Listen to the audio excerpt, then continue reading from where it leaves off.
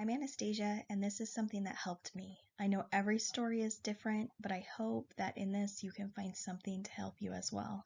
Best of luck.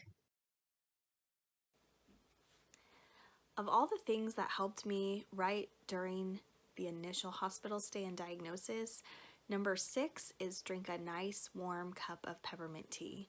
There is something to me that is so soothing about a nice warm drink. It almost feels like a hug from the inside.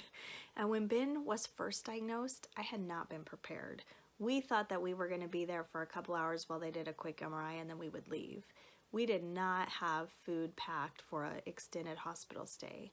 But the hospital had a parents' room just a couple doors down with a couple snacks and drinks. And I was so happy to find a couple peppermint tea bags mixed with the other flavors in those first few days. And this was actually one of the very best acts of self-comfort that I really did. When Benjamin fell asleep and Bob was in the room with him, I would hurry over to the parent room and make myself a cup of tea and hurry back to bed with my cup of tea. But then holding the warm cup in my hands and taking deep inhales of that beautiful peppermint smell was so wonderful. I would try to focus on the smell and really try to clear my mind for just a minute and focus on that lovely smell. And the warm tea felt so good all the way down to my tummy. It was such a soothing moment.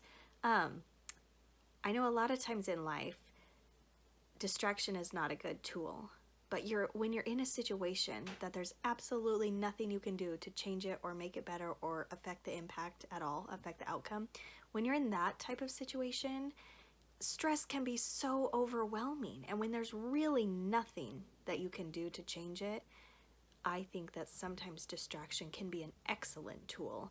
And this peppermint tea was one distraction for me. I really did try to feel the warmth of the cup in my hands and breathe it in and really, really savor that smell in my nose. And I drank it so slow to feel it all the way down in my stomach and feel the warmth and really focus on that. I know it seems extreme. That seems like a lot to go into drinking a cup of tea, but it really did help me so much. The warm tea just felt so wonderful. So now whenever we're up to Portland, I always have tea bags in my hospital pack. And usually if we're gonna stay at the Ronald McDonald house, I'll bring a box of individually packaged tea bags whenever we're there so that I can have the ones I need for the days that we're in the hospital. And then I leave the rest of the package at the Ronald McDonald house. And I hope that this will help parents in the future. And who knows, there may be nobody else that has this wonderful experience with a cup of tea, but to me, in those moments in the hospital, that was one of the only things that was actually there that I could reach to and grab onto that felt comforting.